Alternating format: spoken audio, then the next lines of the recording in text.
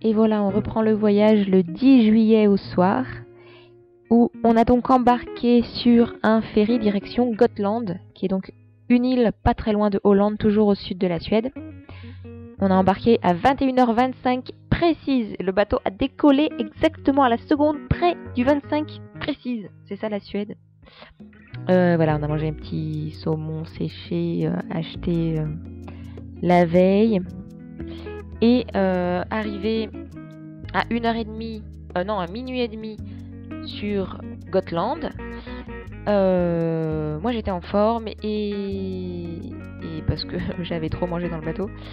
Et du coup, j'étais prête, partante pour conduire. L'heure de route qui nous séparait de là où vivait Amy, qui est une amie à Laura. Et donc voilà, on a roulé pendant une bonne heure, jusqu'à à peu près 2h du mat, au milieu des volutes de brouillard frais, avec un ciel qui était encore clair et rosé à cette heure-là du matin, et donc c'était très beau. Et on a trouvé la maison de Amy sur un vaste terrain bordé de forêts, sans trop de difficultés. On s'est posé là et on a fait dodo jusqu'au lendemain, où on a donc, moi j'ai fait la connaissance de Amy, qui nous a fait un super petit déj avec des fraises hyper parfumées. Et ensuite, on a décidé d'aller passer l'après-midi à la pointe sud de l'île. Bon, on a été déjà prise d'un peu de fatigue, et donc quand on est arrivé là-bas, après avoir conduit un peu, pour ma part, j'avais juste envie de faire pipi, manger, faire la sieste. Et Laura, la même chose, mais dans l'ordre inversé. Du coup, après enfin notre petite sieste au soleil, le temps s'est couvert et rafraîchi. Malgré tout, on a quand même voulu tenter un petit bain avec un peu de courage dans la mer. On a réussi. Et en fait, c'était trop bon, quoi. Là, j'ai nagé avec la tête sous l'eau et trop bon. Fidji a pris son pied. On a observé aussi un jeune et robuste pêcheur en waders, dont la silhouette était assez esthétique, avec ses lumières en contre-jour là. Voilà, on est monté ensuite sur les petites falaises qu'il y avait juste au-dessus pour observer la côte.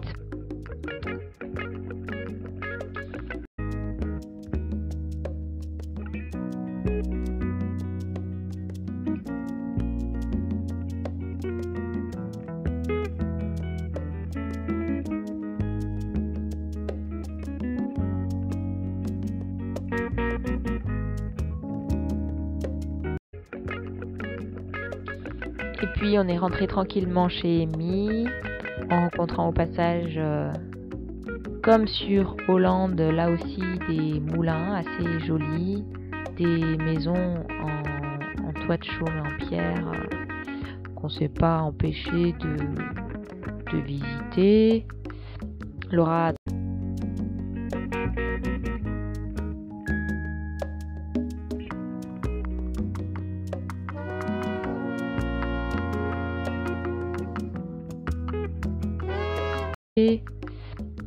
a trouvé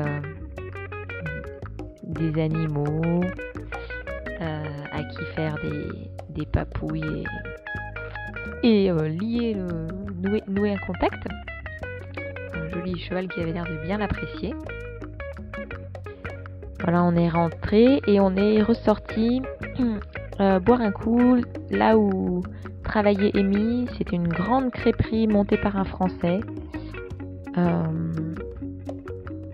Qui était là pour le coup assez déserte. Et puis on est rentré, on a mangé avec elle en discutant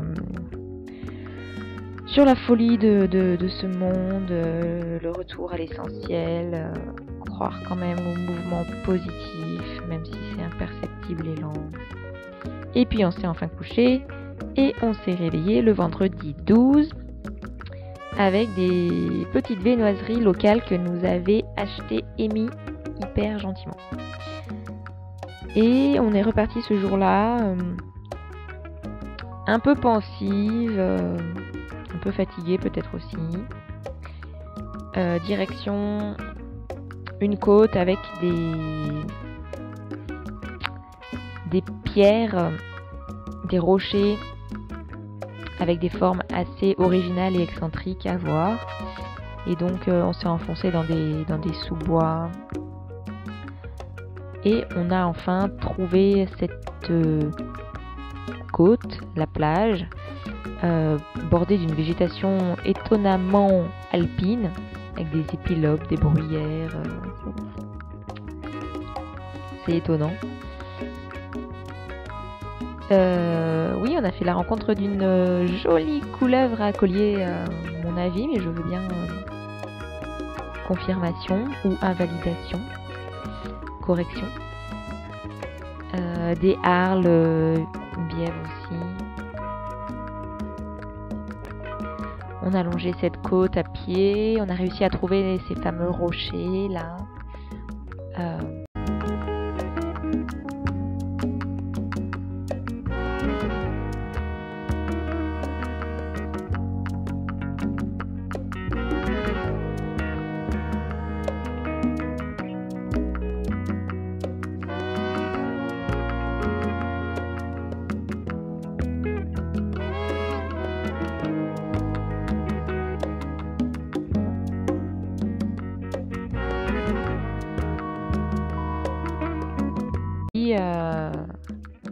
On s'est posé aussi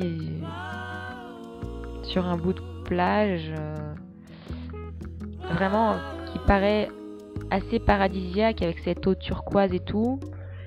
Malgré tout, il y avait pas mal de poissons morts et d'algues, on sait pas trop pourquoi. Mais bon, c'était quand même un décor assez paradisiaque, ouais. Et j'ai pris un bain pour ma part avec Fidji, qui a beaucoup apprécié. Ensuite, on est reparti.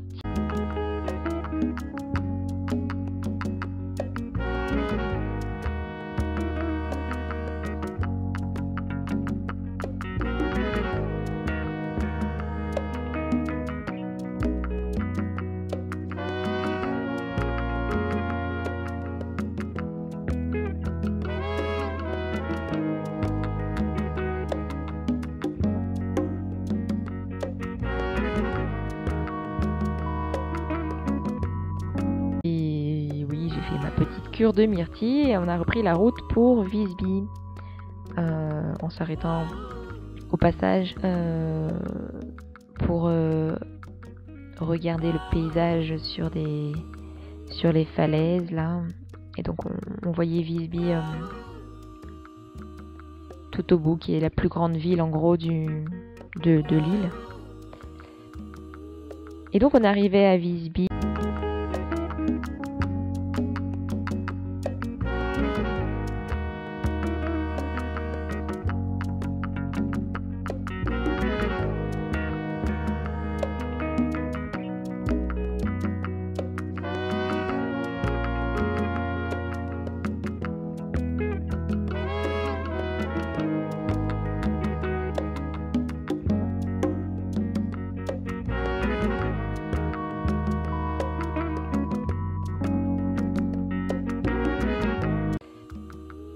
Et donc on arrivait à Visby, qui est une jolie cité médiévale, entourée de remparts, riche en vestiges.